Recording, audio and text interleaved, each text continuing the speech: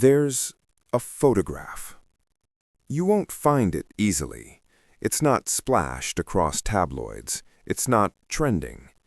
It exists quietly, buried in the back pages of memory, filed away in archives that most people will never search.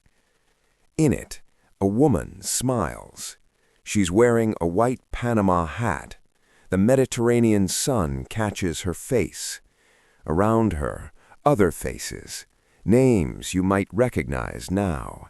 Names that, years later, would become synonymous with scandal, power, and silence. But at the time, this was just another yacht, just another summer, just another gathering of people who moved through the world differently than you and I do. Except it wasn't. Because when you start tracing the threads backward, when you follow the timelines, the trips, the introductions, the carefully placed appearances, and the even more carefully orchestrated absences, you realize something. This wasn't random. None of it was. Ask yourself this. How does an unknown actress from California end up in rooms she shouldn't have access to? How does she appear at events where even established stars struggled to get invitations? How does she move through circles of billionaires, royals, and power brokers and leave almost no trace? And here's the question that makes people uncomfortable. What if the story we've been told, what if the fairy tale we watched unfold on television, what if it wasn't the beginning at all? What if it was the end of something else entirely? This isn't about scandal. This is about pattern recognition. This is about understanding how power really works, how access is granted, how narratives are constructed, how silence becomes currency. And this is about two names that should never be in the same sentence. Meghan Markle, Prince Andrew. But they are. And once you see why, you can't unsee it. Let's go back, not to where the story begins in public, but to where it actually begins. In the shadows, in the gaps, in the moments that were never supposed to be examined this closely. The year is 2017. Meghan Markle stands inside Buckingham Palace. It's one of her first visits. She's with Harry. They're meeting the Queen, the most photographed, most recognized woman in the world, Harry's grandmother. And standing beside the Queen is a man, Prince Andrew, the Queen's son, Harry's uncle, a man who has been in the public eye for decades, a man whose face has been on magazine covers, in news reports, at state events for longer than Meghan has been alive. Meghan turns to Harry. She asks him a question. "Who's that standing next to your grandma?" Now, on the surface, this moment is charming. It's innocent. It fits perfectly into the narrative Meghan has been building. The American girl who doesn't know how royalty works, who sees the Queen not as a monarch, but as Harry's grandma, who stumbles sweetly through protocol because she's just so normal, so relatable, so disconnected from all this British stuffiness. It's a good story, but here's where it gets uncomfortable. Because if you go back, if you retrace Meghan's path before Harry, before the engagement, before the fairy tale, you find something strange. You find that Meghan wasn't disconnected at all. In fact, she was remarkably, almost impossibly connected. Let me show you what I mean. Years before Meghan ever met Harry, a British journalist sat down with her for drinks. This was before suits made her recognizable, before she had any real fame. She was just another actress trying to make it.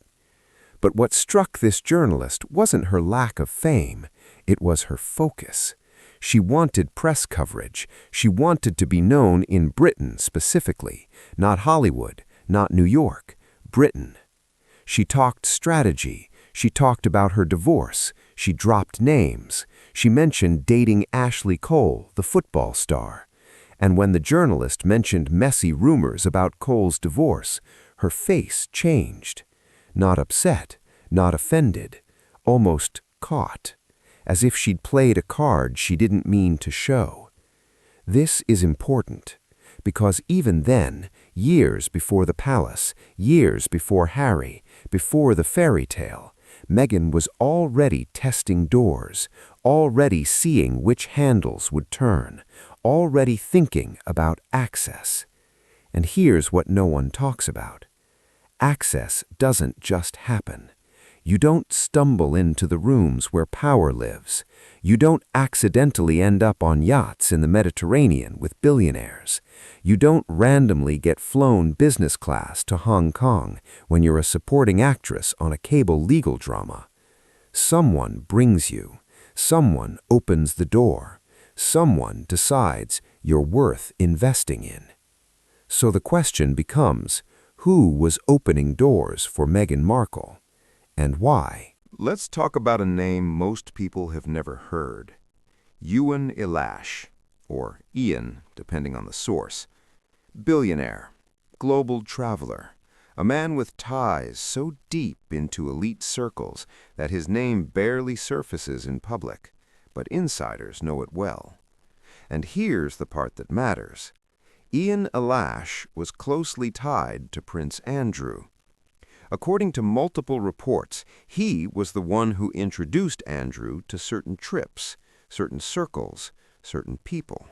Long before Jeffrey Epstein's name became radioactive, long before the scandals exploded, Ian was there, quietly facilitating, quietly connecting.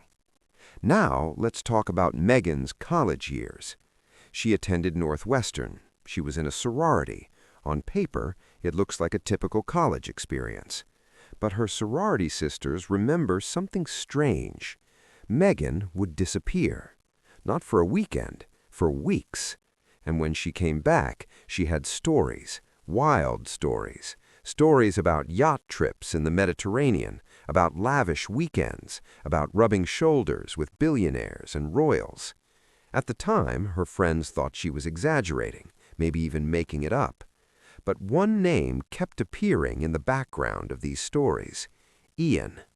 And here's where the timeline gets uncomfortable. In 2001, Meghan admitted to traveling to Thailand.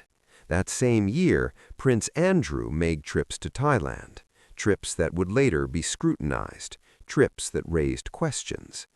Coincidence? Maybe. But then you find the photos.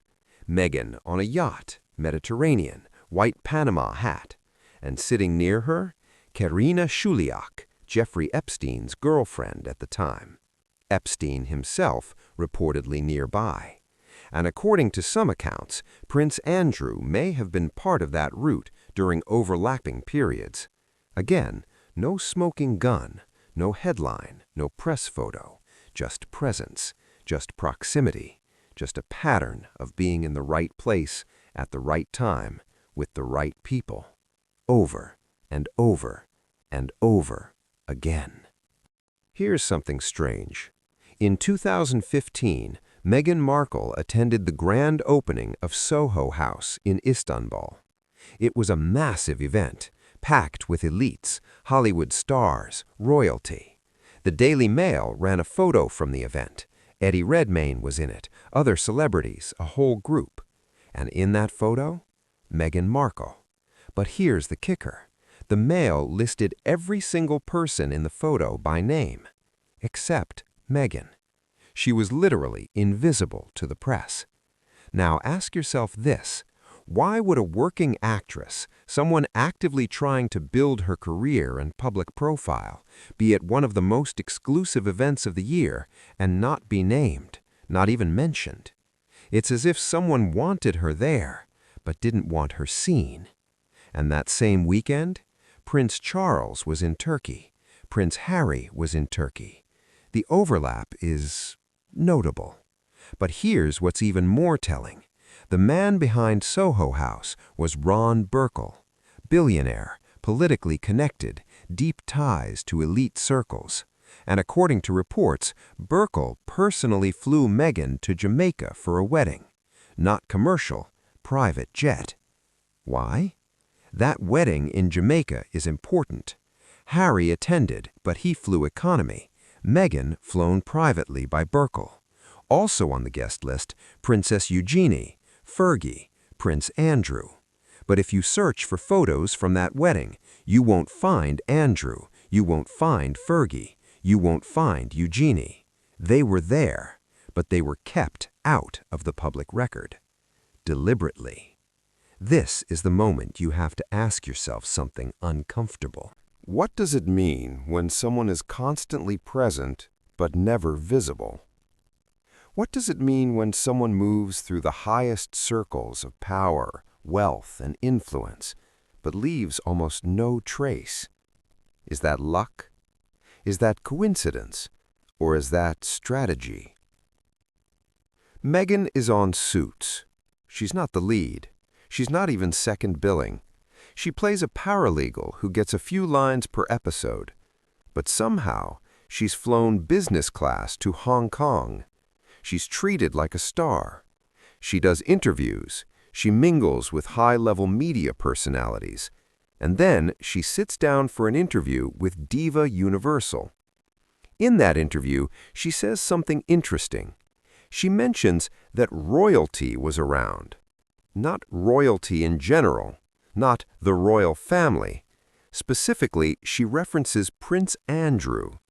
And wouldn't you know it, Prince Andrew was confirmed to be in Hong Kong at that exact time. No official record of them meeting, no photo, no headline. But witnesses at the event claimed they were circulating in the same spaces, same lounges, same dinners, same gatherings. Now here's the strangest part. That interview, it's gone, completely wiped from the internet. You can find references to it. You can find people talking about it. But the actual interview? Vanished. Ask yourself this. How does a routine promotional interview for a cable TV show just disappear? Who has the power to make that happen? And why would anyone bother? Unless, of course, something was said that shouldn't have been. Unless someone appeared in a context that years later would raise uncomfortable questions. Let's talk about Spain. After Meghan's internship in Argentina, she enrolled in a 3-month study program in Spain. University records confirm it. The dates line up. But here's what's strange. Meghan has never mentioned it, not once. No photos, no stories, no Instagram throwbacks, no fond memories of her host family or the classes she took or the life-changing experience of studying abroad. Nothing. Why?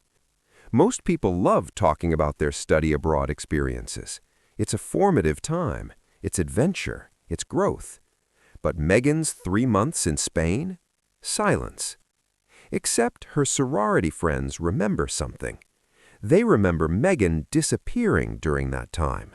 Not to classrooms, not to libraries, to yachts, to private villas. To gatherings that didn't fit the budget of a student actress. And when she came back, she had stories. Stories about billionaires, about royals, about jet-setters and power players. Stories that sounded too wild to be true. Until years later, when you start connecting names. Ioana Elash, Ron Burkle, Prince Andrew. And suddenly those wild stories start sounding a lot more like reporting. This is where it gets uncomfortable. Because if Meghan wasn't studying in Spain, what was she doing? And who was she doing it with? Let's step back. Let's look at the full picture. Meghan Markle, an unknown actress from California, somehow travels to Thailand the same year Prince Andrew makes questionable trips there. appears on yachts with Epstein's girlfriend and people in Andrew's circle, vanishes for months during a study program with no record of academic activity, attends exclusive events in Istanbul the same weekend Charles and Harry are in Turkey, gets flown privately by billionaires to weddings where Andrew is present but not photographed, does an interview in Hong Kong mentioning Andrew, who happens to be there at the same time, and that interview later disappears, moves through Soho House circles, fashion weeks, royal ballets, and elite gatherings, but is almost never credited or named in press. One event, coincidence. Two, interesting. Three, a pattern. But this is a network. And here's what no one wants to say out loud. When Meghan stood in Buckingham Palace and asked Harry, "Who's that standing next to your grandma?" maybe she wasn't being innocent. Maybe she was being strategic. Because if you already know someone, if you've already been in their world, if you've already been part of the same circles, the same yachts, the same gatherings, then pretending you don't know them, that's not confusion. That's control. That's leverage. That's making sure the story starts where you want it to start, not where it actually began. So here's the question I want to leave you with. Not did Meghan know Prince Andrew before she met Harry. That's almost certainly yes. The question is, why does it matter that we think she didn't? Because if the fairy tale is real, if Meghan truly was just an American actress who stumbled into royalty through luck and love, then none of this matters. But if the fairy tale was constructed, if it was the end of a much longer story, not the beginning, then everything we've been told shifts. The victim becomes strategist. The outsider becomes insider. The innocent question becomes performance. And the silence isn't protection, it's power. Because the person who controls the narrative controls the truth, and the person who controls the truth controls everything. Meghan Markle didn't just marry into the royal family. She walked into a room she'd already been in before. She just made sure no one was watching the door.